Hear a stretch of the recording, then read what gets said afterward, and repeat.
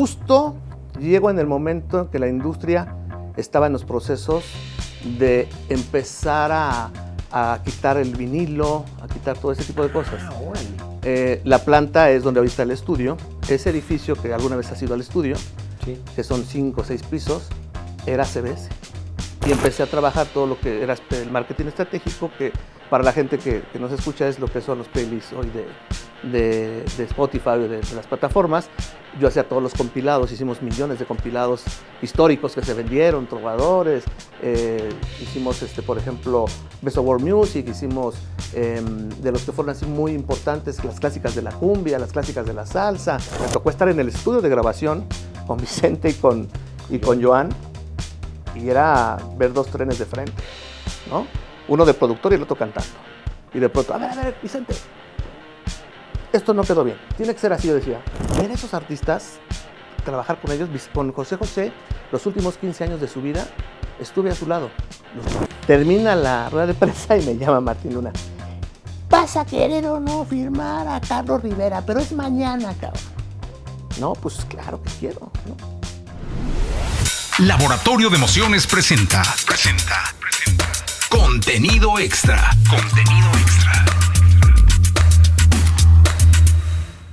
Amigos de Contenido Extra, la verdad es que es un honor y un placer tener a nuestro invitado de hoy. Muchos de los que nos ven de manera asidua deben de estar, no, mira quién está ahí. Estábamos platicando antes de entrar y estábamos medio poniéndonos de acuerdo.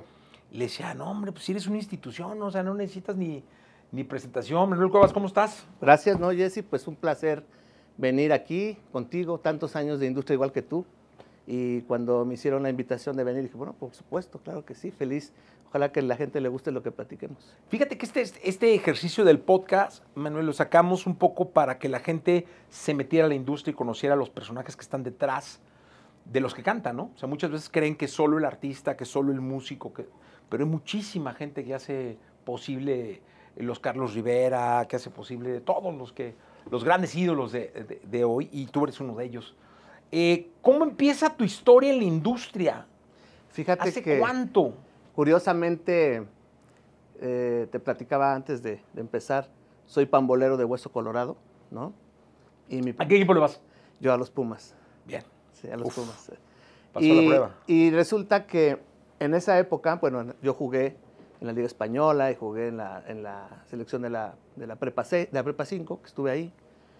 Y en ese tiempo, mi papá tenía un equipo de fútbol amateur que ganamos la Copa Ciudad de México en algún momento. Y después, mi papá es compadre del Ratón Ayala. Y el Ratón Ayala se retira y cuando se va al equipo, fue el primer equipo que él dirigió como entrenador. Estaba tomando el curso de entrenador en el centro de capacitación, pero necesitaba practicar, y entonces jugábamos en la Liga del Internado México, que era a nivel amateur una liga importante, y él iba a dirigir el equipo. Entonces empezó a llegar mucha gente porque lo veían, estaba fresco, y muchos jugadores profesionales o jugadores que pararon en algún momento por no poder estar en un equipo, que no firmaron o cualquiera, y pasó Daniel Bartolota, que era uruguayo, pasó Rubén Omar Romano, Rafa Puente, Omar Mendiburu, pasó Ítalo Estupiñán, en paz descanse, que también jugó con nosotros, y te puedo decir una lista de muchísima gente de gran nivel que pasó por ahí. Y resulta que yo, en el tiempo que jugué en la Liga Española, había un portero que se llamaba Víctor Silva, de esa época, y él era el auditor de CBS. Entonces me invita, me llama y me dice, oye, ¿ya terminaste la escuela? Yo estaba terminando la universidad. Le digo, ¿Qué estudiaste? Yo soy licenciado en Administración de Empresas de la Facultad de Contaduría de la Universidad Nacional. Okay. Y entonces me dijo, oye, pues vente, necesito a alguien que me ayude, porque justo llego en el momento en que la industria estaba en los procesos de empezar a quitar el vinilo, a quitar todo ese tipo de cosas. Órale. La planta es donde hoy está el estudio. Ese edificio que alguna vez ha sido el estudio, Sí. que son 5 o 6 pisos, era CBS. Entonces él me llevó como... ¿Ahí se maquilaban los vinilos? Ahí había en cada ¿O era como piso, bodega? No, era todo. En ese edificio, en la parte de abajo, lo que era la bodega, Había el área de distribución, donde llegaba todo el producto terminado, se empacaba, se surtían los pedidos, llegaban las camionetas y cargaban. Y cada piso tenía diferentes áreas. Había la área de duplicación de cintas, que era un segundo piso donde todavía se vendía el cassette, que el cassette entraba con mucha fuerza. Estaba el área de viniles, que estaba a un lado de ese sótano, que estaban las prensas, donde se hacía el prensaje de todos los vinilos. Y después, en la parte de arriba, pues estaba el estudio de grabación, que sigue estando ahí, Sí. y la cintoteca, que sigue estando. Y luego estaban las diferentes áreas administrativas. Estaba la parte de arte, estaba la parte de, pues todo lo que hay en una disquera. ¿A qué piso entraste? Yo entré en el piso 4. En ese piso me tocó como auditor. Cuando yo entré en 1988. ¡Hola! Y 35 años. 35 años. Me tocó justo, entro y a los 2, 3 meses que entré, ahí fue donde se suicidó Federico Méndez. En el piso donde yo estaba, como a 3 o 4 oficinas. Federico Méndez, para la gente que no ubique, pues es uno de las grandes inspiraciones y de los grandes compositores, aliado de don Vicente Fernández. Productor de cabecera de don De Vicente. don Vicente Fernández. Una Así de, es. Una de Entonces, las piezas claves en la carrera claves, de Vicente. ¿de qué manera te olvido? Simplemente Sí. con esa canción te lo digo todo. Entonces me tocó todo ese proceso, fue así como muy impactante para mí. El auditor me decía, oye, vamos a empezar, una empresa que tenía más de 2,000 personas, ¡Hola! vino el proceso de ajustes, entonces había muebles, había muchísimas cosas que se iban a vender, ¿no?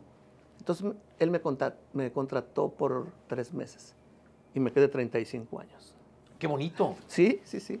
Y de ahí pasé por muchas áreas dentro de la compañía, todas, ¿no? Pues auditoría, análisis de ventas, vendedor junior, vendedor senior, luego fui, ¿cómo se llama? Me hicieron subdirector de marketing estratégico, luego me hicieron director de marketing estratégico y después de eso vino la época del gringo que tú conociste, Kevin Lowry, Ajá. y Kevin se hace presidente de lo que fue US Latin, ¿no? Y Latinoamérica, y entonces abre lo que se llama Sony Norte. Cuando abre Sony Norte, me lleva a mí para que yo me encargara, me dejó México para la parte de marketing estratégico, y después me llevó a que hiciera en US Latin toda la parte de marketing estratégico también, y Centroamérica, era lo que era Sony Norte. Y entonces viajaba mucho entre México, Los Ángeles y Centroamérica, y me la pasé así casi año y medio en ese proceso, y llegó el momento en donde era, pues, oye, ya te vienes, pero pues ya sabes, cuando llegas a la negociación económica, no era buena vivir en Estados Unidos y tener un sueldo como de mucho en pesos. Sí, no. Entonces yo dije... Es que todo el mundo dice no. que vives en dólares, ganas en dólares, ¿no? Así es. Y no llegamos a un acuerdo, entonces él me dijo, ¿qué quieres hacer? Y dije, no, pues yo me regreso a México, ¿no? Entonces me regresé a México y empecé a trabajar todo lo que era el marketing estratégico, que para la gente que nos escucha es lo que son los playlists hoy de Spotify o de las plataformas. Yo hacía todos los compilados, hicimos millones de compilados históricos que se vendieron, trovadores, hicimos, por ejemplo, Best of World Music, hicimos de los que fueron así muy importantes, las clásicas de la cumbia, las clásicas de la salsa, y en realidad yo aprendí todo esto, regresándome un poco para atrás, cuando fui vendedor, primero como ayudante de todos los vendedores. Yo cubría incapacidades, que el tal vendedor no tenía, que se iba a ir de vacaciones, me decían que te empape en su zona y te vas a cubrir, y empezaba a ir a las tiendas. A mí me emocionaba, ¿no? El hecho de... Yo nunca pensé llegar a esto de la música, pero me encantaba la música. Oye, ¿y qué tal que hoy hay chavos que no saben qué es una tienda de discos? Fíjate que creo que hoy la experiencia está cambiando un poco. Yo veo aquí tienes tus vinilos y te voy a decir algo muy interesante. Tengo una hija de 15 años, ¿no? Y me dice, papá, ya sé qué quiero de 15 años. Yo dije, me va a salir con alguna sorpresa, ¿no? Un tornamesa. Órale. Y le dije, ¿un tornamesa? ¿Y por qué quieres un tornamesa? Me dijeron en la escuela que la calidad de audio de un tornamesa, de un vinilo, es algo único y quiero hacerlo. Entonces, hoy, que sigo teniendo ventas físicas en Sony, aunque es ya un porcentaje muy bajo, pero nos está volviendo a regresar el vinilo. Hoy tenemos más de 80 tiendas a nivel nacional, en Guanajuato, en Querétaro, en zonas muy nice de la gente que va de turistas y que están consumiendo mucho el producto. En un principio se pensaba que el vinilo era una moda hipster y que quiero el disco para que mi gente lo vea en la casa o los amigos, ni lo abrían, ¿no? Hoy en día no. Hoy en día la gente ya pide, oye, quiero este disco, quiero el otro. Entonces ahora empezamos a traer producto. Primero era producto de rock, cosas un poquito alternativas, ¿no? Que era lo que a la gente le gustaba. Y justo ahorita estoy trabajando con mi equipo ya todo un proyecto de volver a sacar todo el catálogo de lo que ha funcionado, tanto compilaciones que fueron importantes, series. A mí me tocó trabajar la serie de Personalidad, series que vendieron muchísimo en su momento, ¿no? Oye, ¿cuál fue tu primer contacto con un artista en tu vida? O sea, en estos 30 y tantos años, entras a auditoría, luego te vas subiendo. Llega un momento donde te tienes ya que enfrentar con un artista y darle algún servicio.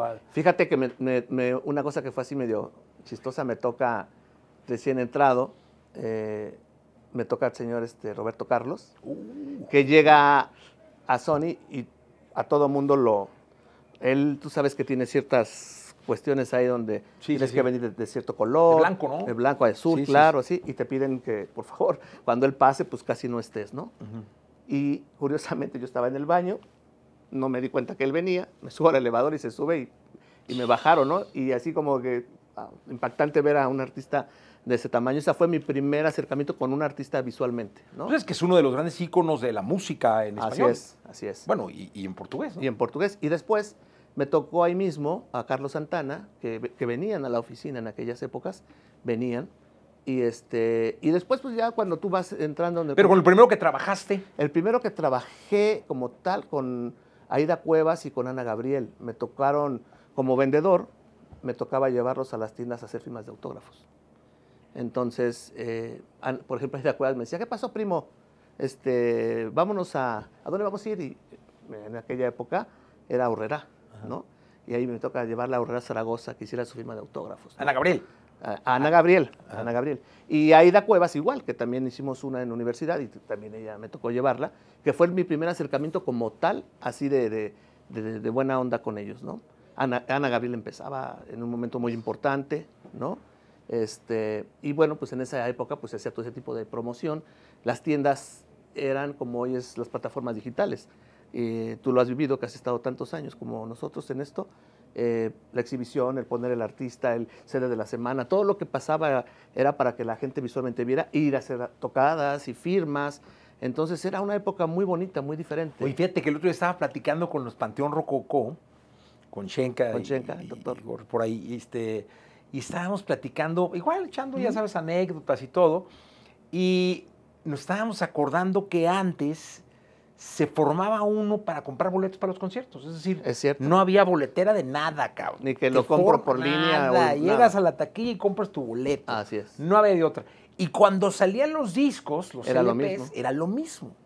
Hoy las filas son para comprar tenis, ¿verdad? Porque vas a tu boletera de tenis, los sneakers, llegan ahí filones de gente para acabar. Las fusiones de marcas con los tenis. Pero en aquel entonces, oye, va a salir el disco de no sé quién. Entonces había filas de Caifanes, de Tacuba, de Maná. Entonces, afuera de las tiendas te formabas para ser de los primeros, olvídate de escuchar, en comprar el disco. Entonces, si se acababa el stock de la tienda, pues ya no había. Y a resurtir. Fíjate que a mí me tocó algo muy lindo. Qué bonita época, ¿no? Mira, yo a veces me dicen, sí, viejito, ¿no? Porque platico estas historias, ¿no? Pero en realidad es algo tan lindo esto que se vivía. Yo creo que los mismos artistas, los grandes íconos hoy de la industria, yo me acuerdo mucho, yo trabajé, de las experiencias importantes en mi vida, fue que fui escalando, después de ser el chalán de todos los vendedores, ¿no? En algún momento había la tienda más grande y más importante de Latinoamérica de venta de discos, que era la Feria del Disco. Eran más de 2,000 metros de tienda, donde veías plataformas llenas de cassette y los muebles de vinilo, producto de importación y todo, encajada en Tepito, ¿no? Trabajé 11 años en Tepito. Pasé muchas cosas increíbles, buenas, regulares, malas experiencias, pero era la meca de la música. Es decir, si en ese momento estaba un tema de danza o un tema de cumbia o de salsa que iba a ser el trancazo, ahí lo escuchabas por primera vez. Entonces empezaba ahí el ruido, ya sabes que la gente que se dedicaba a eso era el primero en tocarlo y ponerlo y se oía en toda la calle y todo esto. Y eso a mí me enseñó a tener un oído comercial. Yo no soy exquisito para la música como muchos que son gente muy exquisita y te dicen, no, esta canción se grabó en el estudio, no sé qué, en Nueva York, y el productor fue ta. No, padrísimo, pero no, nunca era como lo mío. O sea, sí sabía, pero no a tal grado, ¿no? Entonces, estando ahí en la feria, me tocó ver muchísimos artistas que iban a firmar, que iban a cantar dentro de la misma feria, ¿no? Y además, yo atendía como vendedor de CBS a todos los tiangueros, que si era Pericuapa, que si era el Chopo, que si todos los que vendían discos. Había uno acá por satélite, Perinorte, ¿cómo se llamaba? En Perinorte. No, acá por satélite, pasandito, pero era un mega tianguis así sabroso. Debe ser Perinorte. Era el Perinorte, era el de creo, Perinorte, ¿no? Sí, sí. Y toda esa gente compraba, y yo como vendedor de CBS, en esa época, pues les llenaba los carritos de Oye, te tocó la piratería física. Fue de las cosas más duras que vivimos como industria. Porque era piratería en cassette, entonces... las dos, la de del cassette USB. y la del CD. Y bueno, y pero hubo de primero vinilo. pero primero en cassette, ¿no? Exacto. O sea, la primera piratería, bueno, la que me tocó a mí, total, cassette. era que ibas y te vendían tus cassettes de 90, ¿no? Así es. Cassette de 90 de cinta de aluminio. La cinta de metal. De metal, no sé qué chingados. Con no sé cuántas canciones, ¿no? Entonces, todo. Siempre en la feria, yo siempre andaba viendo qué era lo que vendía más, porque para mí siempre fue tratar de ser el mejor en lo que yo hacía. Entonces competía yo con los vendedores de las otras marcas, ¿no? Y siempre veía qué era lo que más vendía. En esa época, la gente grababa de la radio o la gente grababa de sus vinilos y entonces compraban, dependiendo qué calidad querías. Si tú querías una calidad fina, el cassette de metal, ¿no? Pero el número uno siempre en ventas era el cassette virgen. En esa época. Y entonces, pues bueno, de ahí para abajo, pues toda la parte de los artistas. ¿Y cómo le hacían con la piratería en ese momento? Porque pues, era muy difícil. Era tu antítesis, porque tú vendías el producto original, el cassette original, y pues en Tepito pues también debe haber habido piratería, ¿no? Mucha, tú no podías hacer nada. Justamente. Yo me acuerdo que había unas máquinas de torres de cassettes que duplicaban y todo un rollo. Pues mira, no se podía hacer realmente nada. Y estábamos ahí mismo, o sea, yo salía de la tienda y afuera estaban los puestos. Entonces, pues, ¿qué podías hacer? ¿No? Era la mafia además, ¿no? Sí, difícil, ¿no? Pero finalmente, pues hoy vemos una transformación de industria increíble. Ahí es uno de los temas y es uno de los puntos importantes del que estés acá. Toda tu historia, y insisto, eres un tipo muy respetado. Muchas gracias. Manuel. Pero, a ver, atención con esto. Hoy en día el nombre del juego es el algoritmo y el nombre del juego son los playlists. O sea, vivimos en una época de playlists, ¿no? Donde si un artista vale por la cantidad de buenos playlists que estén o porque la plataforma te reconozca y te meta sus playlists, que es una selección de canciones finamente depurada por un algoritmo para satisfacer el gusto de la gente. Y por un curador. Y por un curador, ¿no? Bueno, señores, el precursor de los playlists, el hombre que inició con su chamba los playlists, porque eran CDs de colección, cassettes de colección, justo eso, con la lista de los éxitos de la salsa, las mejores pero era una selección finalmente. El hombre que inició todo eso es el que tenemos aquí a un lado. Sí, fíjate que fue algo muy lindo porque... ¿Eres precursor de los playlists? Sí. De hecho, en esa época no teníamos el apoyo o la ayuda de hoy de una computadora, que tú te metes a un YouTube o a lo que te metas y que dices, a ver esta canción y la escuchas, ¿no? Ahí era un poquito esta canción. De hecho, junto con... Era instinto. Era instinto. ¿Cuál fue tu playlist más vendido? O sea, tu disco de recopilación o de éxitos más vendidos. Fíjate que hubo varios. El de Los Trovadores, por ejemplo, que fue un disco, era la primera vez que se compilaba a Pablo Milanés, a Silvio Rodríguez, a Guadalupe Pineda. Todo lo que fue trova fue un disco que vendió muchísimo. Otro que ¿Qué es vender muchísimo? Pues en esa época vendíamos 300, 400 mil discos. Ah, cabrón. Que era mucho. Mucho, no, hombre. Había artistas que no los vendían. Que no los vendían. En años, en una década. Así es. Luego me tocó también las clásicas de la cumbia, pero no es la cumbia tradicional que tú oyes de la dinamita, sino me fui atrás a la época de la cumbia colombiana, de canciones así como muy, La Chicharrita del Café, cosas que eran muy, El Negro, todas esas canciones que eran muy, muy icónicas de la cumbia, nunca se había hecho, ¿no? Entonces funcionó también, ese vendimos como 250 también, me acuerdo que vendió. Empecé a sacar los super éxitos. Los super éxitos eran los éxitos del año, ¿no? Y los metíamos en un disco con campaña de televisión y vendía. Me tocó hacer, en algún momento, estando yo en la parte de Estados Unidos, el Top Latino. El Top Latino, que eran las número 1 también, de México y de la región latina, y en esa época se ganó un premio de latino, algo así, el Billboard, algo así, de como un disco más vendido. Y estando en Estados Unidos, me tocó hacer la historia de un ídolo de Vicente Fernández, la selección completa de ese disco, todo arte. Oye, todo. ahí Don Vince tuvo que ver, o sea, Don Vicente Fernández tuvo... Se le pedía permiso. Y él... Él veía todo. A mí me tocó Porque todavía... era bien delicadillo para eso, Sí, sí, sí. No, pero ¿sabes qué? Más que delicado, era una persona que cuidaba su carrera. Por eso, o sea, era muy Y sí, delicado y muy fino. todo, y te decía esto sí, esto no me gusta. Y claro, a su estilo y su manera de hablar. Y me decía, qué bo cabrón, vender éxitos es fácil, ¿verdad? Hay que hacerlos, hay que hacerlos, ¿no? Y sí, era complicado. Después me tocó, me acuerdo mucho, estaba de presidente Miguel Trujillo, y un día nos llama a mí y a Diego Laviada, que es mi amigo tuyo, y nos encierra en su oficina los dos, y nos dice, yo era ventas y él era radio, ¿no? Y marketing. Y dice, a ver, traigo un disco. Este disco, la idea es poner a don Vicente Fernández de moda, ¿no? Y nos lo pone. Estos celos. El de Joan Sebastián. El de Joan Sebastián. Que le hizo Joan. Y fue el disco que fue así, que boom, Una regresó locura. a Vicente con toda la fuerza, ¿no? Y me tocó esa parte, esa historia también, que fue muy, muy bonita, porque además Vicente pues venía de estar, pero sin haber vendido cosas muy importantes. Y ese disco, y lograr, me tocó estar en el estudio de grabación con Vicente y con Joan, y era ver dos trenes de frente, ¿no? Uno de productor y el otro cantando. Y de pronto, a ver, Vicente, esto no quedó bien, tiene que ser así, yo decía. Le está diciendo a don Vicente, no lo hiciste bien, ¿no? Entonces, ¿y Vicente? Ok, Joan, ¿cómo lo hago así? O sea, una cosa increíble. Esas son de las cosas que yo me voy a llevar algún día, que yo me vaya de esto, porque ver a esos artistas, trabajar con ellos, con José José, los últimos 15 años de su vida, estuve a su lado, los últimos 15 años. ¿Cómo? Él ya no cantaba, y entonces yo tenía que hacer todas las recopilaciones de José José. Entonces, Para mantenerlo vigente. sí, y él iba a la oficina.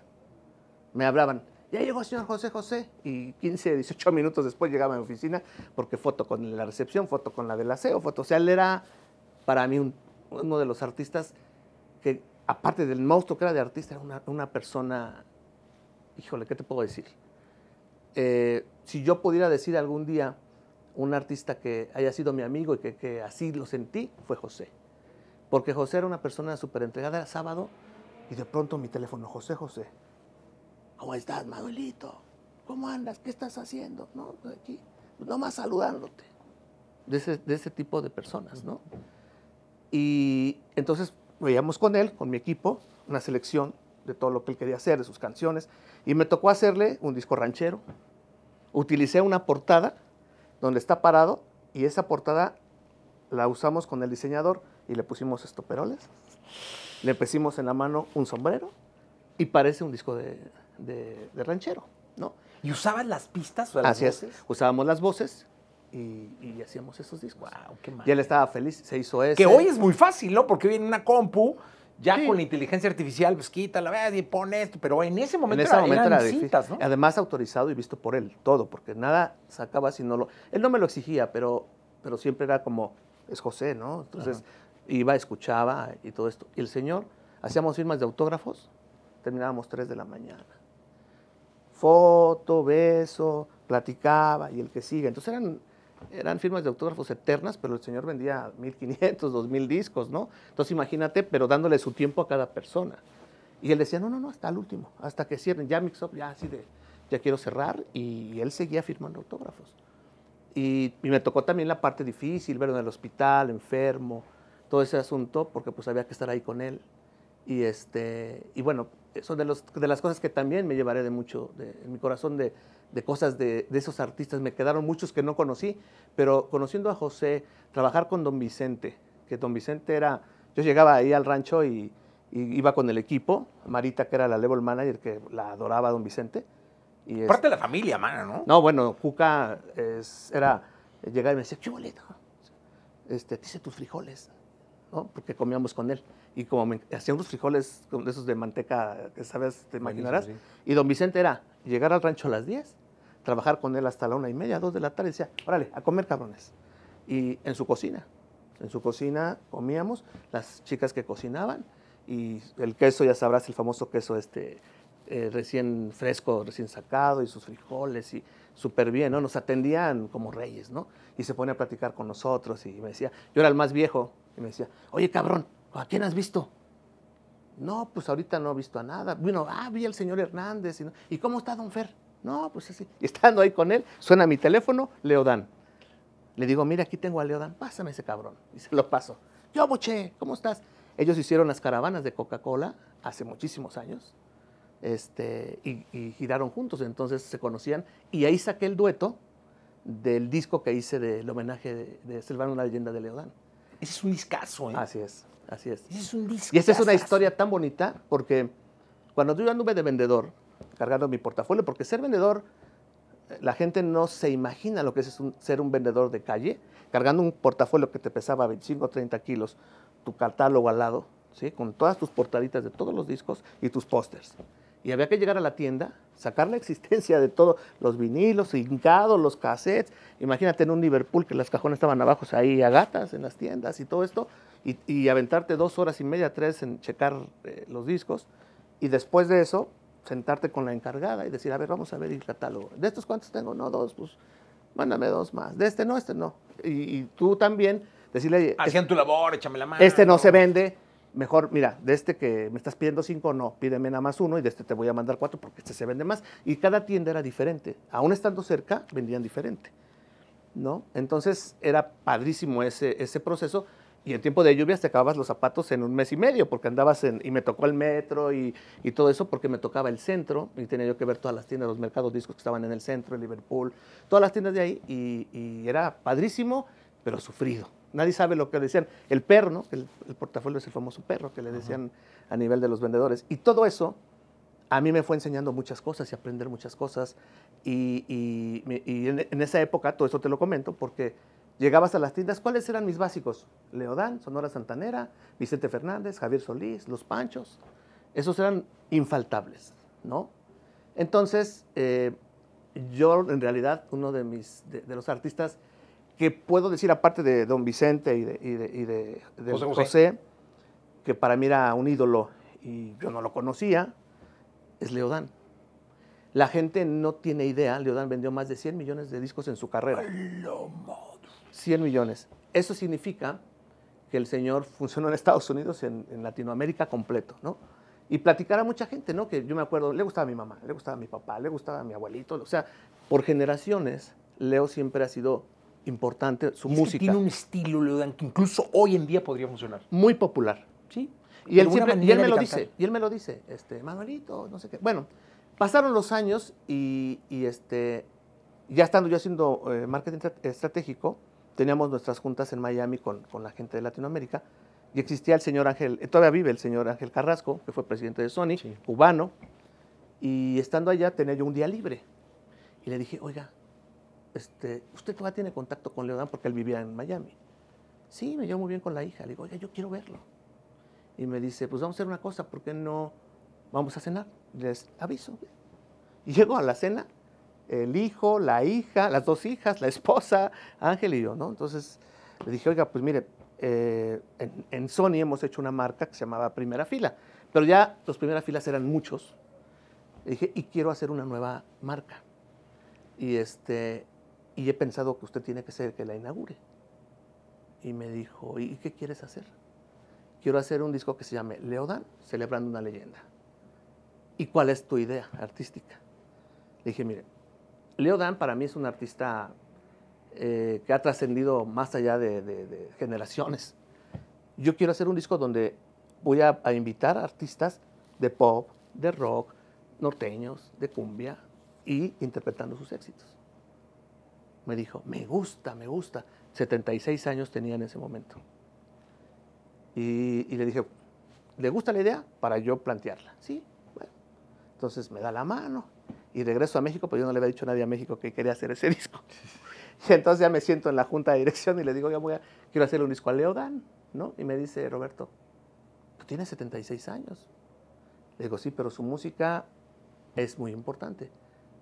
La verdad que mi jefe es un tipazo y me dijo, dale.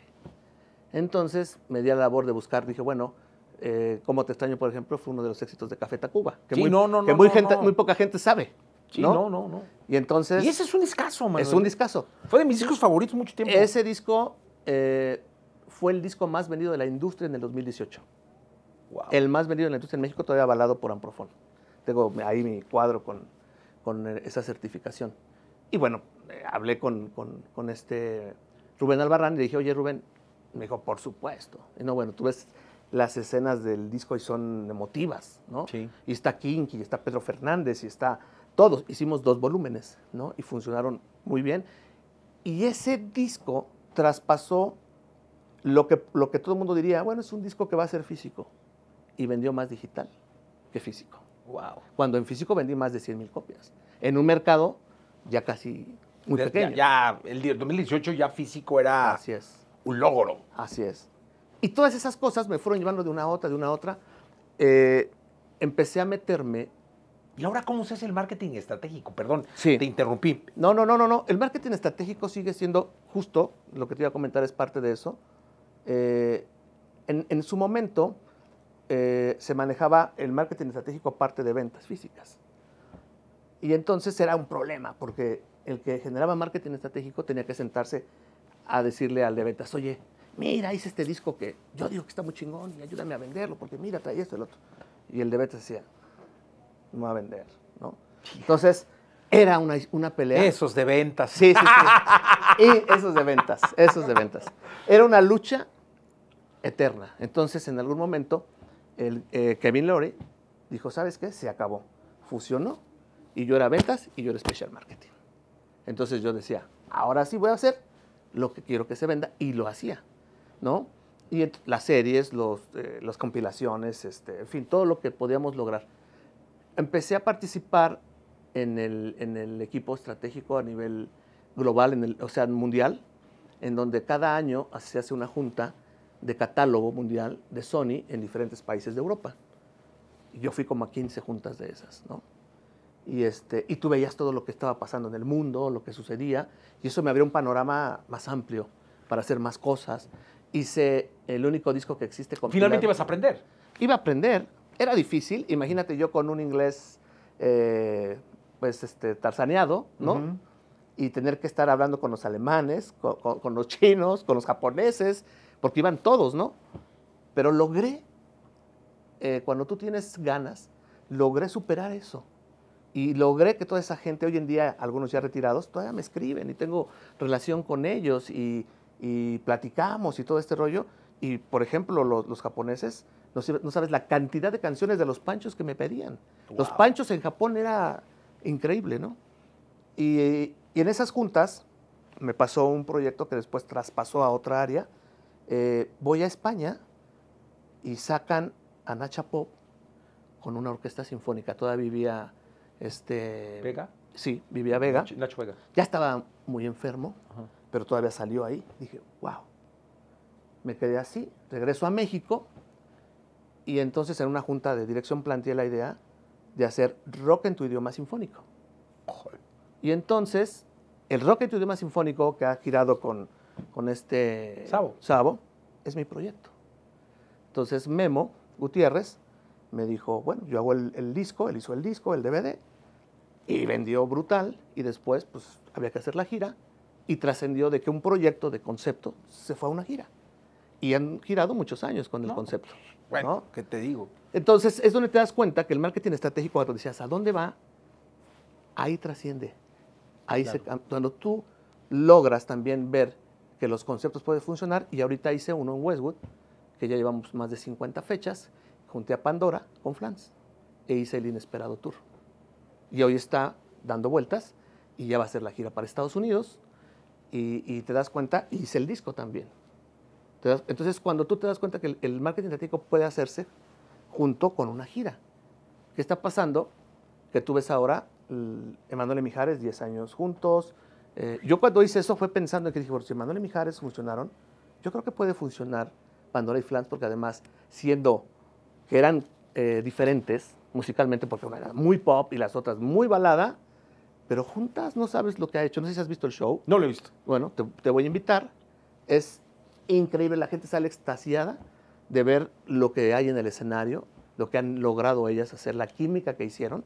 Y aunque no está Ivonne, las 5 han logrado hacer que la gente se enfoque en lo que está en el escenario.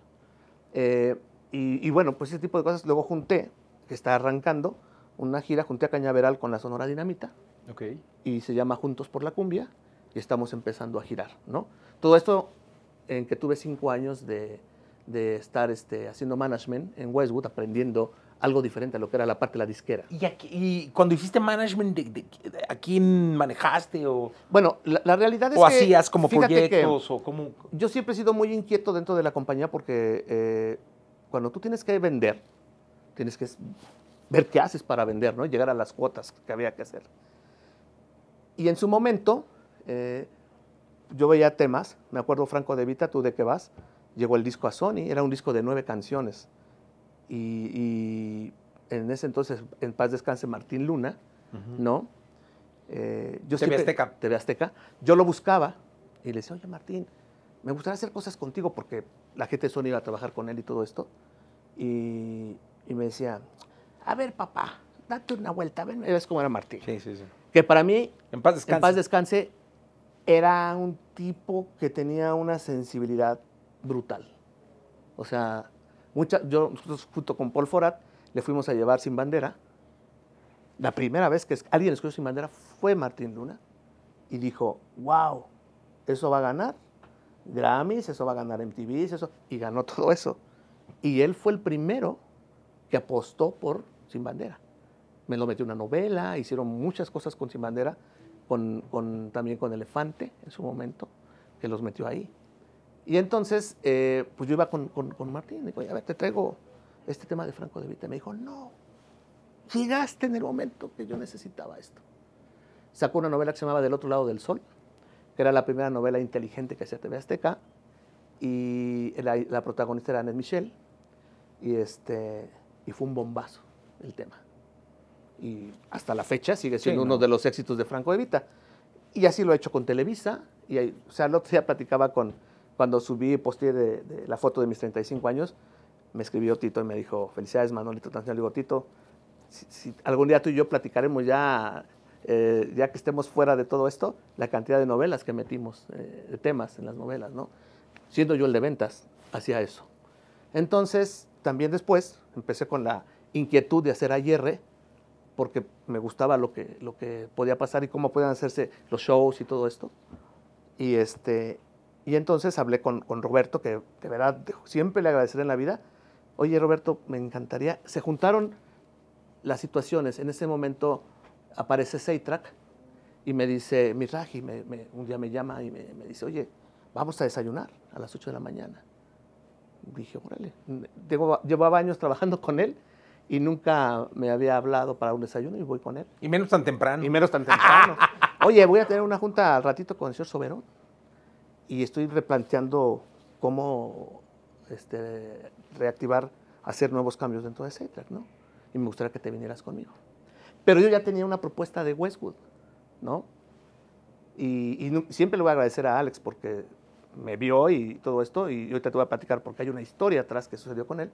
Y entonces yo había decidí en su momento que fuera Westwood porque tenía más sentido, porque Westwood era de Sony, porque estaba Carlos Rivera, que yo trabajé con él, que estaba Camila, Sin Bandera, que crecimos juntos, que estaba Rey, que también me tocó desde cero, Matiz. Entonces yo decía, estos artistas son los artistas que de alguna manera yo estuve ahí exacto, metido. Entonces me tocó desde el día cero, llevar en mi coche a los Sin Bandera, a Mix Up, a que le tocaran al señor Isaac, a la señora Emma, a la gente de la oficina. Se le rompió la cuerda de la guitarra a Leo, me acuerdo. La primera firma de autógrafos que hicimos en Tower Records no me acuerdo qué Tower era, y Sin Bandera, y no teníamos a nadie, no había gente, mis vendedores tratando de jalar a la gente para la firma. Qué estrés, qué presión. Oye, ¿no era la Tower Records acá de la Zona Rosa? No, no era Zona Rosa. No me acuerdo cuál fue. Y resulta que no había gente, era un centro comercial y no había gente. Empiezan a tocar y como por arte de magia se juntó la gente. Era cuando ya se veía que venía ese éxito de Sin Bandera, ¿no? Hoy ves la gira que tiene, es brutal. No, brutal. Y entonces, David West y Jorge en su momento me dijeron, oye, Jorge se fue a vivir a Miami, David se fue a vivir a Los Ángeles, y decían, necesitamos alguien de cabeza en México, ¿no? Entonces platiqué con Roberto y le dije, dame la oportunidad de ver si puedo hacer esto. Dijo, sí, hablaron con él también, pero nunca me fui de Sony. Siempre me quedé dentro de Sony y estaba yo dividido. Entonces ayudaba, me tocó con Carlos participar en el proyecto de montar sus shows, ayudar con la parte administrativa, desatorar cosas entre Sony y Westwood, ir a los... Me tocó, por ejemplo, juntitas, fue mi primer día, llegó y a la semana me dice Jorge, oye, yo no voy a poder ir con ellas, te vas a Chile con Pandora y con Yuri, ¿no? Que estaba el concierto de juntitas. Y compramos el boleto así como de hoy para mañana, un viaje de casi 8 horas, así en el lugar del medio, ¿no? Que vas y dices, bueno, ni modo, ¿no? O sea, Isabel se levanta, que caminaba en el avión y me dice, ay, vete a acostar un ratito. Le digo, no, pues ya estoy aquí, ya, déjame aquí. Y que son cosas que también vive uno durante ese proceso, ¿no? Y bueno, y con Rey también me tocó muchas cosas, apoyar, empujar para que pasaran y llenar los lugares, en fin, tantas situaciones, y combiné un poquito lo que podía ayudar de la parte discográfica al management y viceversa, para que pudiera funcionar. Es algo como lo que pasó con Special Marketing y Ventas, que me convertí en un proceso que ayudaba a las dos partes, ¿no? Y después tuve mis fricciones con Jorge y dije, ¿sabes qué? Por bien de los dos, prefiero dejar un momento este proceso. Hablé con Roberto me dijo, perfecto, yo te necesito acá, ¿no? Me regresó a Sony y me tocó hacer, estando en Westwood, pero ya como Sony, el disco de Yuri que se llama Celebrando una Leyenda, que grabé en Guanajuato. Ah, ok. Más de 270 artistas en el escenario, 3 días de grabación. Gilberto Santa Rosa, la Sonora Santanera, Cañaveral, Dinamita, Camila, Marco Antonio Solís, Cristian Castro, ¿quién más me falta? Edith Márquez, María José, o sea, todos esos artistas más todos los músicos, y además ella cantando boleros, ¿no? Eran los 45 años de la carrera de Yuri. Y en el Teatro Juárez, ¿no? Que es una joya ese teatro. Es 100 años de historia, ¿no? Yuri lloró cuando vio eso porque era un sueño para ella, pero creo que era algo que tenía que ser. Y a la gente le digo que vean eso porque es un disco, es una joya. No es un disco tan comercial, pero te das cuenta ahí donde Yuri, el ballet de Amalia Hernández abrió el show, ella vestida de jarocha y cantando La Bamba y todo esto. Hicimos un popurrí y después con cada uno de los artistas. Fue cantando, haciendo un dueto, se cambió de ropa, imagínate, llevé a Grupo Firme, llevé a Karim León en ese disco. Cuando Firme estaba ya reventando, porque ahorita no hubiera podido ser. Y en ese momento los tuve a los dos, ¿no? Fueron cosas que para mí son logros, ¿no? Porque tener a Karim León y a Firme, bueno, era así como, ¿cómo le hiciste? Me decían todos, ¿no? Y estando en Westwood, también, a los 20 días que entro, firman a Natalia Jiménez. Y me dicen, haz el disco de Natalia. Me siento con Natalia. Y le digo, yo tengo una idea para tu proyecto, pero tú me dices sí o no. Y se me queda mirando y me dice, ¿qué tienes de idea? Le dije, mira, hay una señora que fue muy grande en México, que se llamaba Rocío Dúrcal. Marieta. Y la señora venía en los palenques, con su maleta vacía y se le daba llena de dinero, porque hacía todos los palenques. ¿Por qué no hacemos un disco de música mexicana? Se me quedó viendo que yo pensé que me iba a mentar la madre o algo así. Me dijo, llevo años esperando que alguien me sugiriera esto. Vamos a hacerlo. Pues vamos a hacer el disco. Hicimos el disco y conseguí el primer dueto que hace en su historia la banda MS y que fue el dueto que hace De color de tus ojos con Natalia Jiménez. No sabes lo difícil que fue hacerlo, ese dueto. Y después estuvo Pedro Fernández, estuvo Lila Downs, Carlos Rivera, y fue un disco que es en México doble platino, ya es platino en Estados Unidos, ¿no? Y es con lo que ella está girando hoy. Que se convirtió, lo que te decía, un concepto que también es gira, ¿no? Entonces, pues todas esas cosas las he vivido. Me tocó otra, hablándote de esas juntas de catálogo. No, esto ya fue en otra cosa, en la junta de AIR. Cuando vieron que yo empecé a hacer AIR, me metieron al comité de AIR de la región latina. Yo era el único de ventas sentadito ahí, con todos los AIRs. No, pero te voy a decir una cosa, creo que es un punto de vista bien importante para la AIR saber qué se está vendiendo. Exacto. O sea, porque tú tenías la visión del mercado y ellos podían tener la visión del artista, la visión de la música, pero el termómetro real de lo que se estaba consumiendo lo tenías tú. Exacto. Y entonces me hice amigo, pues iban todos los de la región latina, Colombia, España, Portugal, todos los AIRs de la región latina. Y entonces pues yo presentaba mis proyectos, me presenté a Emilio Dan y en algún momento se cagaban de risa, pero era de admiración también, ¿no? Un poco ¿de dónde saca estas ideas este cabrón, no?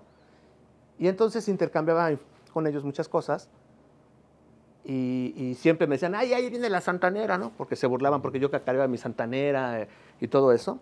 Y luego además, imagínate, después de platicárselos, voy a los Grammy Latino y ganamos Grammy, me decían, che Cuevas, ¿no? ¿Qué onda contigo, no? Y eso, pasaron cosas muy interesantes. Resulta que un día recibo una llamada, yo caminando en las mañanas que me salgo a caminar, recibo una llamada a las 7:30 de la mañana. España. Hola, Cuevitas, ¿cómo estás? Un AIR de España. Fíjate que estoy haciendo un disco para una película con Rosalén, la artista española, sí, claro, que es de Sony, y queremos hacer algo con una orquesta tropical. Y dije, la santanera, ¿no? Burlándose de mí, ¿no? Y entonces le digo, por supuesto que lo hacemos. ¿Qué quieres hacer? No, pues ya me mandó todo, armamos, grabamos, pusimos a la santanera a tocar, se las mandamos. Es el primer artista mexicano que ganó un premio Goya. Y muy poca gente lo sabe.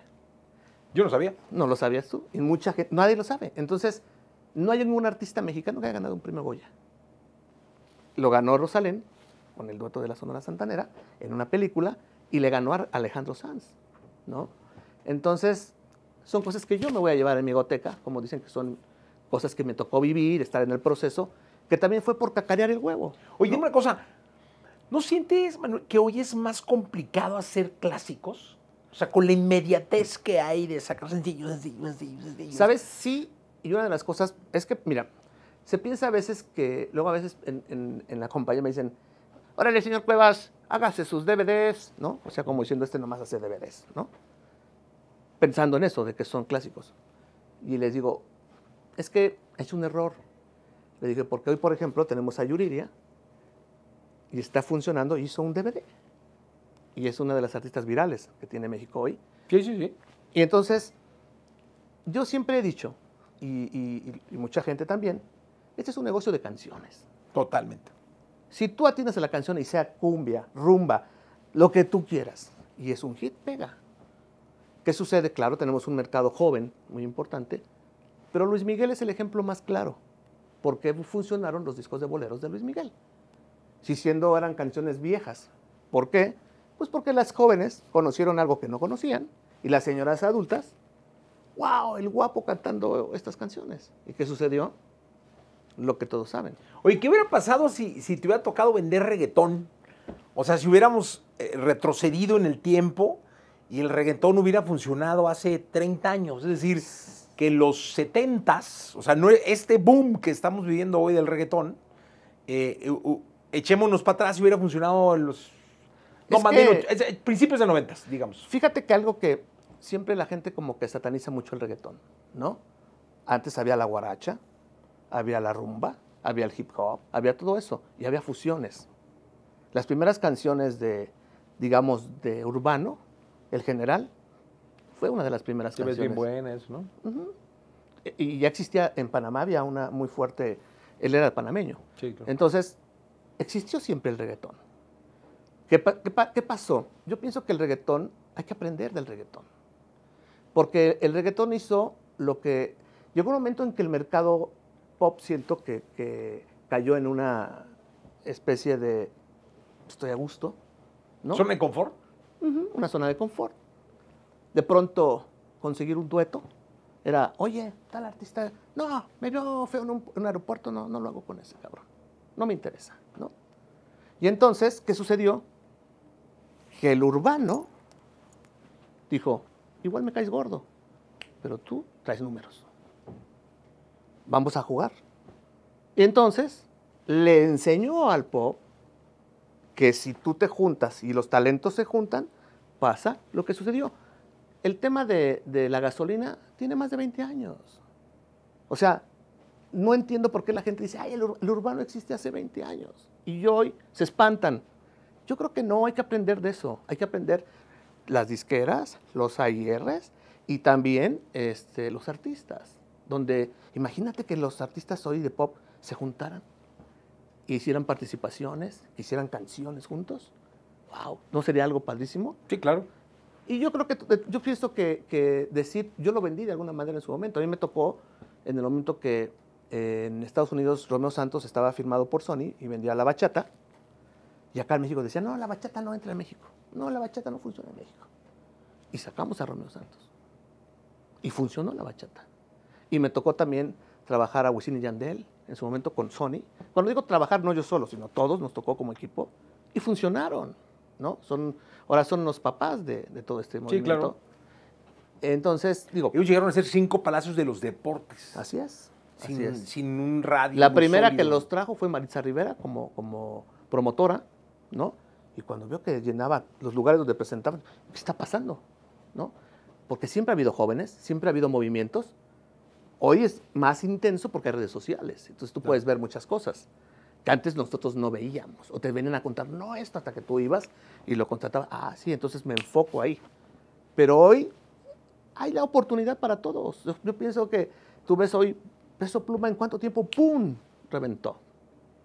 Conectas. Cuando tú conectas, no hay quien te frene. Y cuando te decía de lo de marketing estratégico y lo de AIR, resulta que en una reunión de AIR se me acerca un brasileño.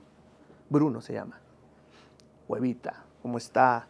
Oiga, le doy este disco. Escúchelo. Esto usted lo puede hacer funcionar en México.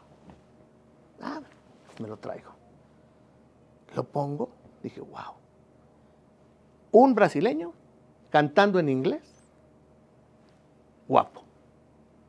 Daniel Boaventura. Wow.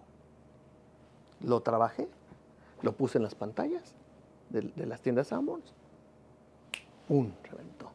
El señor no vive en México y viene cada año, hace 30 fechas. ¿No? Son de las cosas cuando tú no debes estar cerrado a eso, porque a lo mejor hoy, no es el momento. Hay un público para todo. O el público que estuvo en la pandemia encerrado, no todo es joven. Hay gente adulta que dice, quiero ver algo diferente. Eso es algo diferente. Pandora y Francia es algo diferente. Oye, con lo inquieto que eres, ¿qué pasó contigo en la pandemia? Fíjate que como todos... Que estés súper inquieto y... encerrado, pero trabajando por el lado de management, buscando cómo buscar hacer conciertos para que la gente pudiera ver por streaming. Algunas cosas se hicieron contigo, que no las cerraste conmigo, con Jorge o con David. Pero lo cerramos con Gerardo Díaz. O con Gerardo. Que nos hicimos de sus mejores clientes. De los artistas de Sony. Pero tú estabas detrás operando. Y así. O sea, la verdad es que también por el lado de ventas, motivando al equipo, porque el equipo tenía que estar motivado para que funcionara todo esto, ¿no? Y otra cosa que es importante que te quiero decir es, ¿qué me faltaba hacer dentro de la disquera, no? Como marketing estratégico. Hicimos series, colecciones, todo lo que te he platicado. Pero ninguna disquera había hecho un libro. Órale. ¿No? Entonces, con mi equipo yo les dije, yo quiero hacer un libro. Venía el Bicentenario. Y saqué el libro del Bicentenario de la historia de la música en México. Wow. Y fue bestseller. Vendimos más de 5,000 libros. Ay, ¿todo está a la venta? No está a la venta, pero te voy a dar una muestra. Uy, sí. ¿En qué consistía? Me junté, lógicamente que yo no lo sé todo, como te lo acabo de decir, y me junté con 2 cronistas de la música. Señores, ya murieron los 2. Por medio de ellos logramos ubicar fotografías del primer, de todo lo que eran ¿cómo se llaman esos aparatos que tocaban antes? ¿Fonógrafos? Los fonógrafos. Cómo fueron evolucionando. El primer taller de fonógrafos en México era un taller de bicicletas.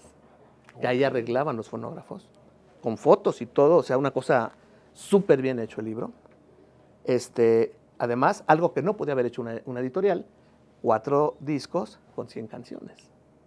Entonces pusimos la historia de la música de RCA y CBS en esos 4 discos, incluyendo la primera, el primer himno nacional mexicano que se hizo en RCA Víctor, está en ese disco, en ese CD. Lo sacamos del estudio.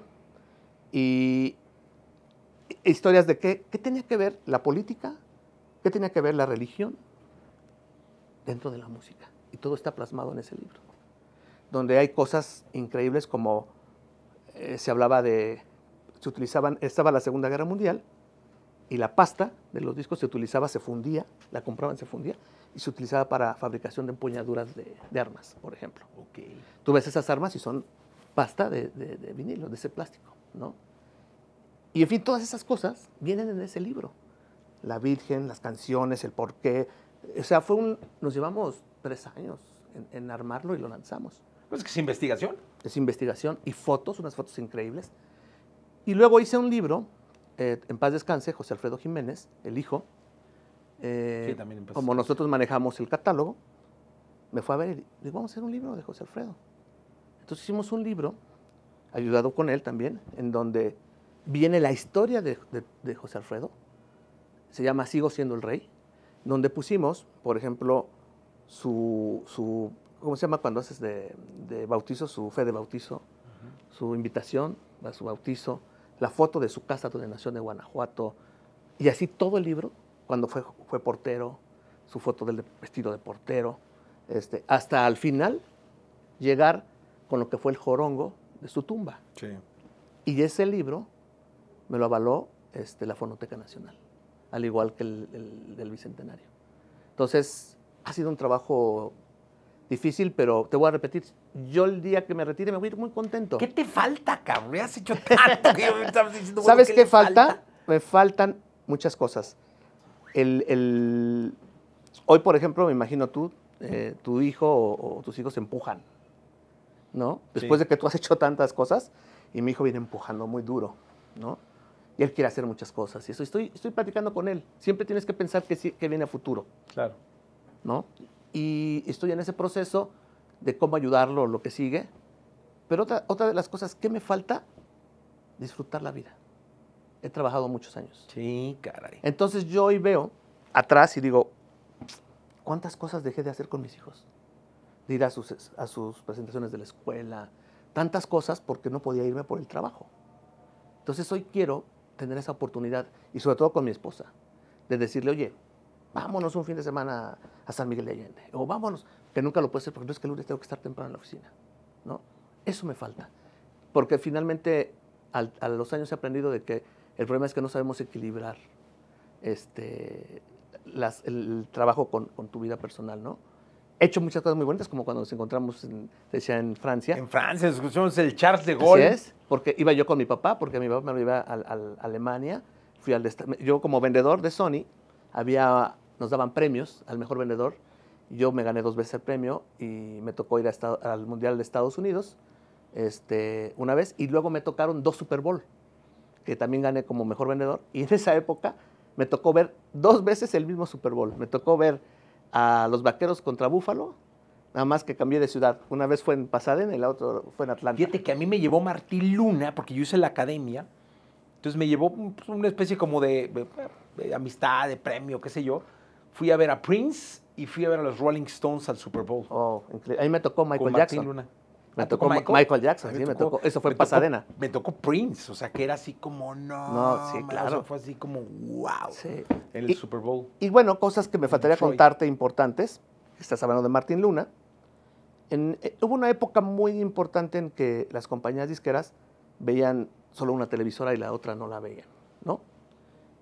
Yo ya me había hecho muy amigo de Martín. Entonces, estaba en las academias. Y yo iba a la academia. Y me llevaba a mi mamá, en paz descanse. Y entonces Martín me decía, trae a tu jefa, no la quiero ver allá abajo, ¿no? Entonces, él tenía su palco, ¿te acuerdas? Sí, hacía Ajá. sí. Y ya se sentaba y decía, a ver, jefa, ¿cuál es su favorito? ¿No? Ya ves cómo era A mí Martín. acá entre nosotros me mandaba los whiskitos en el corte comercial. Todo. Y ya Yo era sabes, crítico, el mesero, director y la chingada, exactamente. y Tú nada más fuiste llegaba. parte de la academia. Sí. Y entonces, en ese proceso, voy a la tercera generación, que fue la de Carlos. Bueno, a mí me tocó firmar de la primera a Víctor García y a Miguel Ángel. Yo estuve de crítico, que ibas allá por la Jusco, Sí. lejísimos. No, a mí ya me tocó, pues, sí fui ahí, pero ya me tocó estar más tiempo en lo que fue en Tlalpan, ¿no? Y entonces, de la primera generación, me tocó firmar a Víctor García y me tocó firmar a Miguel Ángel, que eran los dos que había ganado Miriam esa ocasión. Sí. Y luego, en la generación de Carlos Rivera, yo me acuerdo que... Estaba Yuridia también, ¿no?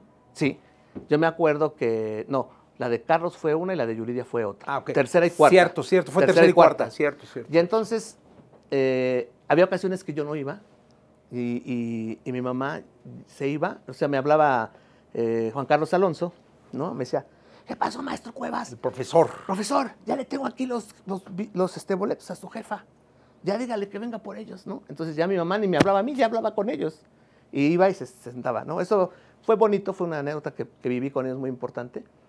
Y entonces cuando arranca la tercera, que fue la de Carlos, fui desde que arrancó y canta con César.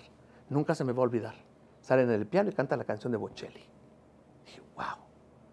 Y me salgo en el corte comercial y le llamo a Paul Fora. Oye, Paul, aquí está un chavo que canta como Alejandro Fernández. Y me contesta, Cuevas, ¿y para qué quieres un cuate que canta como Alejandro si tenemos a Alejandro? Dije, me mató, ¿no? Sí. Y entonces, ya. Te aniquiló, Me aniquiló en en una palabra, ya me fui. Pero no, lo seguí. Y que me voy con Diego, le digo, güey, vamos, acompáñame. Y nos fuimos a Acapulco a la final, que fue una locura, Acapulco. El puerto se volcó, ¿no? Y gana Carlos. Y entonces, lo quise firmar. Y me dijo Martín, no, ni madres, cabrón. Ahora no se los voy a dar. Pinches disqueras. No me han tratado bien. Y yo voy a sacar los discos y los voy a vender por Electra. Y las tiendas de Azteca. Que él venía de Electra. Ah, él venía de Electra, sí. Es una historia muy bonita esa de Martín. Sí. Y entonces, oye, Martín, no. Ya ves que cuando era un no con Martín, Sí, era un no. había manera. No había forma, ¿no? Y cuando era un sí al 100. Al 100, porque si no ¿Sí o no vas? Sí. Bueno. Total, te intenté firmarlo y pues no.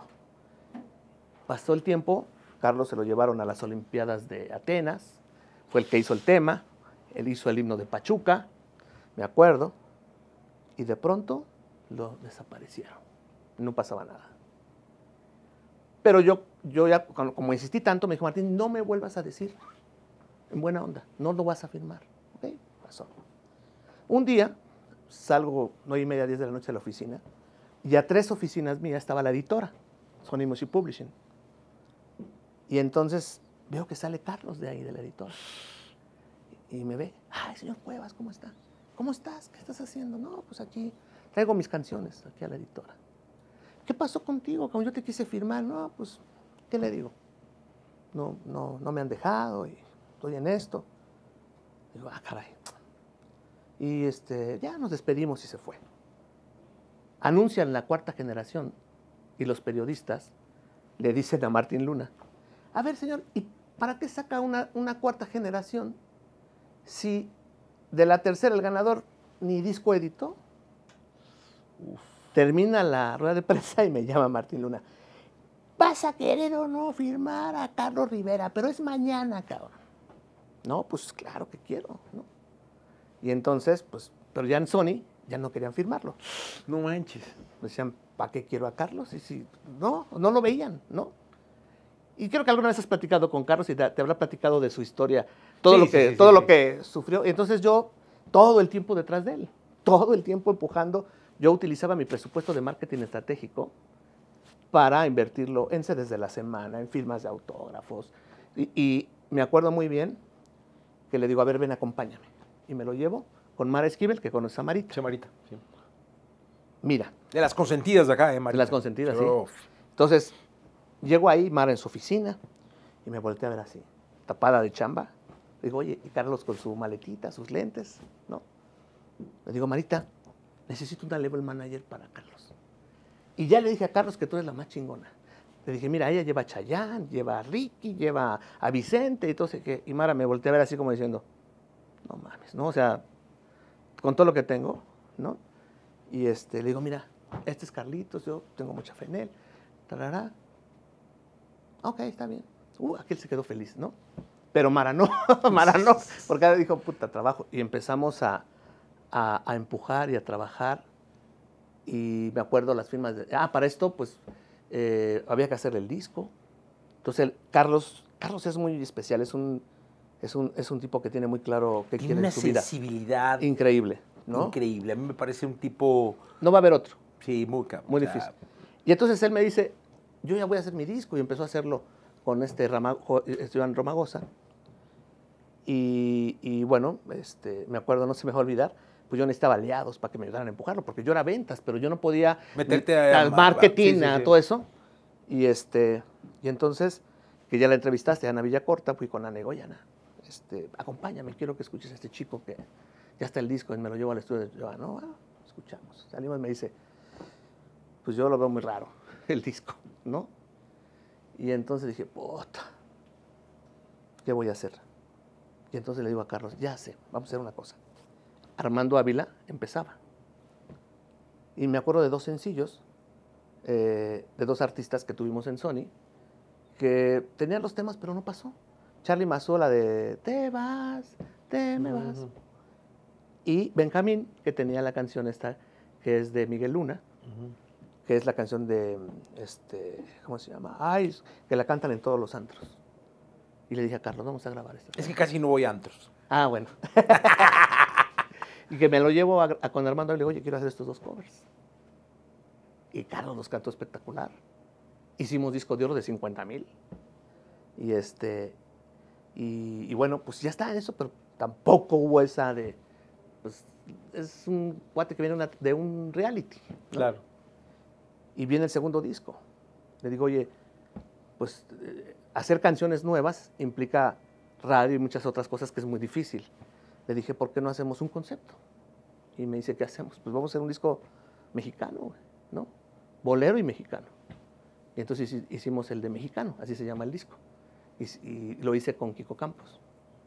Y nos fue muy bien, fue disco de oro. Y entonces pasa el segundo álbum y tenía que hacerse el tercero, pero se hizo un lapso largo.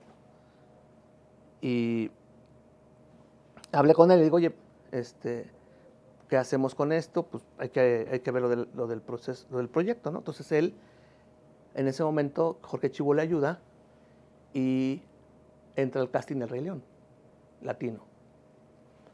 Y resulta que lo gana, ¿no? Y se va a España. Entonces, pues había un agujero muy grande ahí, de tiempo y de que no, porque estaba dedicado a la obra, pero él quería seguir con lo del disco. Entonces viene El Hubiera No Existe. Uf. Y se hace allá la promoción, inclusive llevaron gente a España. Fue hasta Pati Chapoy, todos fueron a ver qué pasaba, justo, que además a ver la obra del Rey León, que se juntaba todo, ¿no? Que era histórico, porque era la primera obra del Rey León latina. Y Carlos hizo un papel espectacular, ¿no? Creo que estuvo 2, 3 años o algo así con la obra. Y se viene de regreso, ¿no? A México, y hace el Rey León en México.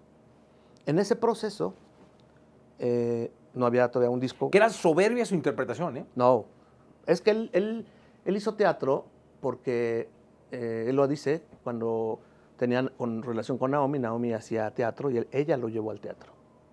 Y eso fue algo que a él le ayudó, tablas y todo. Y entonces en ese proceso que ya se viene a México a hacer el Rey León, un día me llama Arturo López Gavito, que sabía que yo andaba siempre con Carlos Patolos y así como me traían con Santanera, y es igual con Carlos, ¿no? Decía, y me dice, señor Cuevas, vamos a comer. Voy a comer. Digo, oiga, tengo un proyecto para usted, me dijo Gavito. Digo, ¿qué tienes? Viene una película de Disney. Hay 4 años de trabajo atrás de esa película. Y me gustaría platicar con usted porque siento que Carlos tiene que ser el que la cante, ese tema de la película. Le dije, pues platiquemos. ¿Ok? Hagamos una juntita en Sony y le llevo al cuentacuentos. El cuentacuentos es el que trabaja dentro de Disney, que él se empapa con los escritores y que luego ellos van a Disney y les cuentan la historia a la gente de marketing para que hagan el trabajo, Sí. antes de que esté. Entonces, toda la gente de Disney en la junta, él cuenta cuentos, ¿sí? Llega Carlos, le dije a Carlos, oye, hay este rollo, te van a un proyecto de Disney. Bueno, pues, para esto yo ya había metido antes con Gabito a Yuridia en el tema de Valiente. Sí. El tema de Valiente lo canta Yuri, esta Yuridia, y fui yo el que trabajé con Gabito. Y a Sintec también, yo le ayudé a Gabito para meterlo en el de, ¿cómo se llama? La otra película que canta Sintec. Ahí no recuerdo de esta película. Y entonces llega el cuentacuentos y dice, mira, todo a lápiz, los dibujos a lápiz, nada colores, nada, ¿no? Y empieza, la historia es una señora, abuela, que es el que amaba al nieto, que era la que lo apoyaba, donde los papás no querían que fuera cantante, donde eran de un pueblo, donde se apellidaban Rivera y era Coco. Cuando le cuentan toda la historia a Carlos, lloró ahí en la oficina. Era la vida de Carlos. Cuando te toca... No lo había visto así. Así es, así es. O sea, no había visto el Coco en Carlos, pues. Bueno, la persona más importante, digo, sus papás, por supuesto, pero la más importante, que siempre Carlos la menciona, es la abuela. La perdió y fue para él algo muy grande haber perdido a la abuela, que era la que lo incitaba a trabajar, a hacer lo que él quería. La mamá y el papá, pues como que, no, hijo, esto, pues, ¿de dónde vas a ser cantante? Y todo el rollo. Y en la película eran zapateros los de Coco, y era la familia Rivera. Entonces era anillo al dedo. No, la verdad es que fue una cosa increíble. Y entonces me llama un día Gabito, oiga, vamos a presentar la película en Bellas Artes. Y quiero que venga a cantar Carlos en Bellas Artes. Es la primera vez que Carlos cantó en Bellas Artes. Interpreta, espectacular, ¿no? Termina de cantar ahí. Y estaba llorando, pero andaba buscando abrazar a alguien, ¿no? Porque estaba muy emocionado, hasta que vio una chica de Disney que se llama Laura y la abrazó y lloró con ella, ¿no? Porque era una cuestión para él muy emotiva. Y me tocó ser parte de ese proceso. Lógicamente que yo muy limitado porque yo no podía hacer más porque pues, dentro de la disquera, sí, claro. Dentro de la disquera, pues ya salirme y empujarlo y todo esto, es cuando aparece Westwood y aparece Jorge, y entonces él le dijo, yo te voy a hacer, de hecho lo cuenta en su podcast Jorge, de todo lo que vino después con Carlos. A mí me tocó esa parte al principio donde inclusive temas con Azteca, cosas que conseguimos de novela, y la liberación de Azteca, que fue toda una historia, ¿no? Sí. Oye, Manuel, la verdad es que estás para hacer una serie. O sea, podríamos tener la serie de Manuel Cuevas, ¿no? Fíjate que... Y a mí me da muchísimo gusto. Insisto, eres una institución. ¿Qué consejo le darías a los chicos a los nuevos jóvenes que pueden o quieren ser ejecutivos de una compañía, a las tantas compañías independientes que hay hoy, a los tantos artistas independientes que hay hoy, a los managers, a todos los que están en la industria de la música, que están empezando sus carreras? Fíjate que yéndome un poquito a lo que platicaba de Carlos, el hubiera no existe, es cierto que la gente nadie te diga que no puedes. Yo pienso que, a mí me tocó, no te he platicado, hoy se llama bullying, todo lo que yo viví dentro de la compañía en su momento de bullying con los vendedores. Imagínate que yo era el chalán que les cargaba el portafolio a los vendedores y luego fui el director del área de ventas. Pero antes de llegar a eso, tuve mucho bullying de toda esa gente. ¿Qué es lo que tiene uno que hacer? Cuando tú tienes claro lo que quieres hacer, es ir por ello. Una de las cosas que han sido para mí aciertos o de mis virtudes es ser constante y voy por ella y tengo que lograrlo. Claro, en el proceso hay nos, te botan, pero llegas. Eres un doer, como le llaman, ¿no? Sí, y yo creo que cuando la gente, algo que tiene que hacer también la gente es ser autocrítico y objetivo contigo mismo y decir, si quiero ser cantante, ¿realmente puedo ser cantante? No porque digas, creo que canto y esto, no. Realmente te ves en Bellas Artes, te ves en el Auditorio Nacional. ¿Puedes? ¿Puedes? ¿Lo vas a lograr? Hoy tienen más facilidad que antes. Antes dependías de un filtro, que una disquera, un padrino, alguien que dijera, este es, y mira, esto, ¿no? Hoy no. Hoy tú tienes muchas formas de que la gente te vea. Y las disqueras te ven, porque las disqueras también tienen gente que está buscando talento. Y tú lo dijiste, si Peso Pluma o todos esos artistas, alguien los descubrió y fue en una plataforma. Y ahí los agarran y los catapultan. Si hay realmente arte, si realmente eres artista, ahí lo puedes ver. Eso es, creo que hoy es una gran oportunidad para la gente joven que lo puede hacer. Para ser ejecutivo, yo creo que si tú me hubieras preguntado esto cuando yo salí de la universidad, nunca en mi vida me hubiera imaginado que iba a trabajar en una compañía de música, ni nunca en la vida me hubiera imaginado llegar al puesto que tengo hoy, ¿no?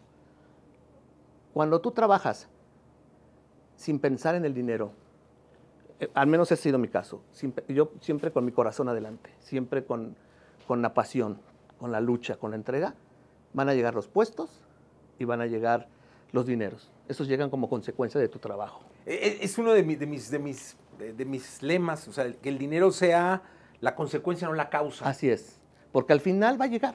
Pero va a llegar, ¿por qué? Porque, oye, este cuate, ¿no? O sea, yo en mi momento tuve oportunidad de irme a EMI, a Warner, a Universal, que eran las tres grandes. Tuve invitación en las tres.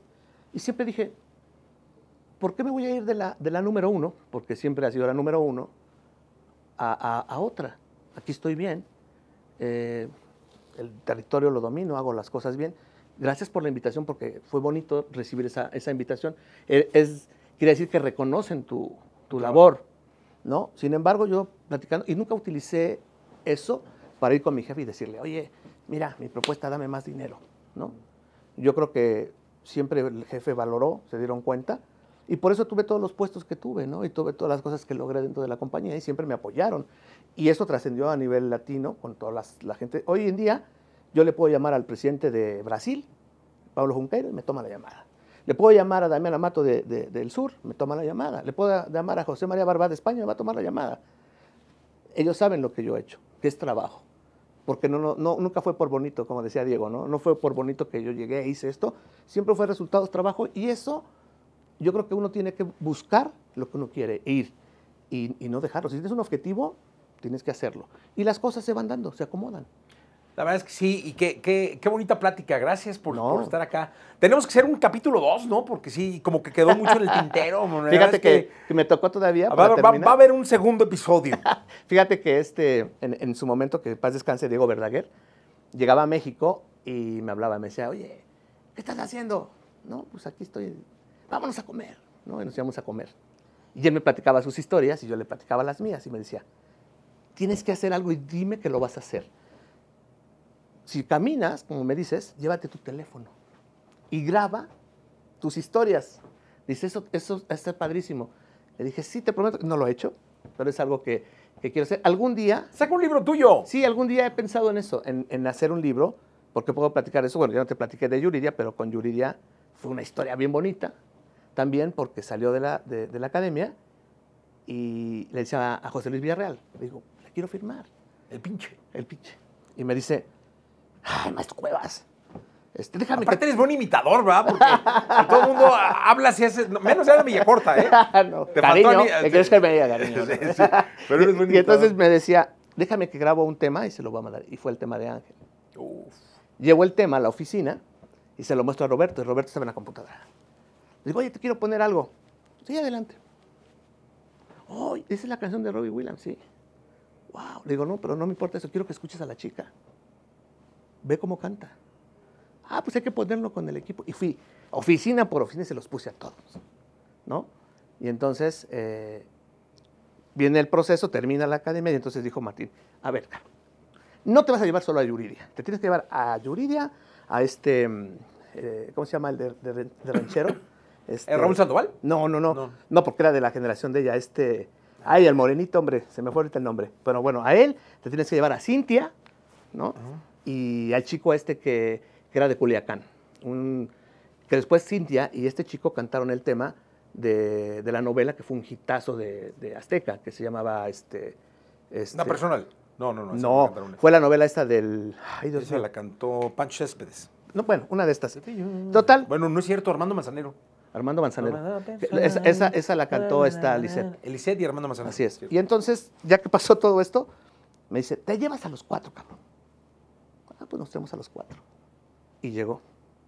Ya después, como dices, en el segundo capítulo platicamos más cosas. Capítulo 2. Capítulo 2. Ya está hecho. Manuel, muchas gracias No, por estar acá. Fascinante platicar contigo. contigo. Un placer. Yo gracias. siempre feliz. ¿No? Nos vemos pronto. Laboratorio de Emociones presentó. Contenido extra.